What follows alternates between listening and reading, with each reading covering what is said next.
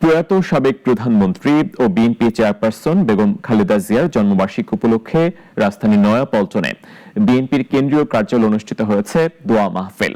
এতে তার দীর্ঘ রাজনৈতিক জীবন, গণতন্ত্রের জন্য আন্দোলন এবং দেশের মানুষের অধিকার প্রতিষ্ঠায় ভূমিকার কথা তুলে ধরেন দলটির নেতারা।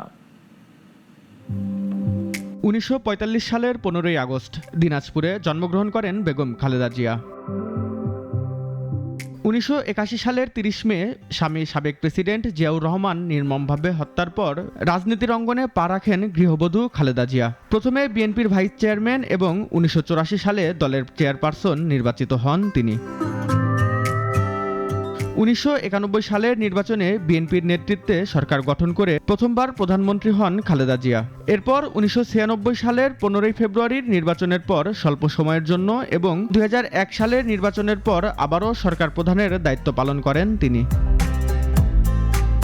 ২০২৫ সালের ৩০ ডিসেম্বর রাজধানীর একটি হাসপাতালে চিকিৎসাধীন অবস্থায় মারা যান খালেদা জিয়া। তার বয়স হয়েছিল ৮০ বছর। প্রয়াত এই নেত্রীর জন্মবার্ষিকী উপলক্ষে সকালে নয়াপল্টনে বিএনপির কেন্দ্রীয় কার্যালয়ে আয়োজন করা হয় দোয়া মাহফিলের।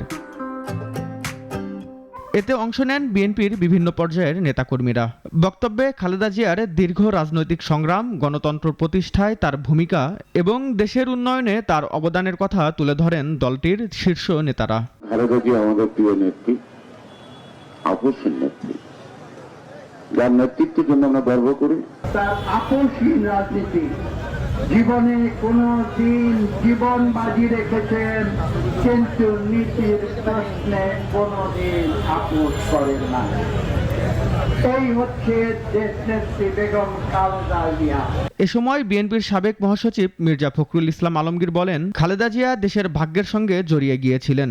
একটা আনন্দের দিন যে এই দিনে সেই নেত্রী জন্ম নিয়েছিলেন, তিনি বাংলাদেশের ভাগ্যের সঙ্গে জড়িয়ে গিয়েছিলেন এবং বাংলাদেশকে বারবার তার নেতৃত্ব সংগ্রামের মধ্য দিয়ে গণতন্ত্রে ফিরিয়ে নিয়ে এসেছেন এবং বাংলাদেশকে সমৃদ্ধ করবার সংগ্রামে অংশগ্রহণ করেছেন, নেতৃত্ব দিয়েছেন। দোয়া মাহফিলে প্রয়াত খালেদা জিয়ার রুহের মাগফিরাত কামনার পাশাপাশি দেশ ও জাতির শান্তি, সমৃদ্ধি এবং কল্যাণ কামনা করা হয়। রেজাই রাব্বি, নাগরিক, ঢাকা।